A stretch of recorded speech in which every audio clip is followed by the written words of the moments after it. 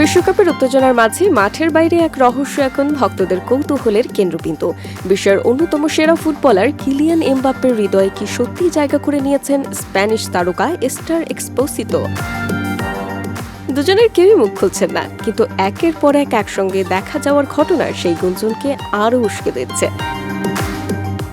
2000 সালের 26 জানুয়ারি মাদ্রিদে জন্ম নেওয়া এস্টার ছোটবেলা থেকেই অভিনয়ের স্বপ্ন দেখতেন।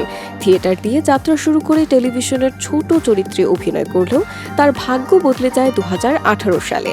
নেটফ্লিক্সের জনপ্রিয় সিরিজ এলিটে কার্লা রোসান চরিত্রে অভিনয় তাকে বিশ্বজুড়ে পরিচিতি এনে দেয়।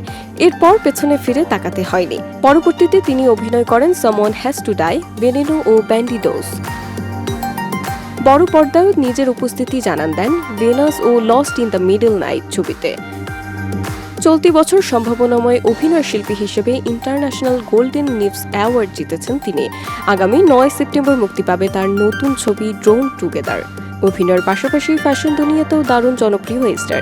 সামাজিক যোগাযোগ মাধ্যমে তার কোটি কোটি অনুসারী থাকলেও তিনি মনে করেন ইনস্টাগ্রাম কখনোই বাস্তব জীবনের পুরো প্রতিচ্ছবি নয়।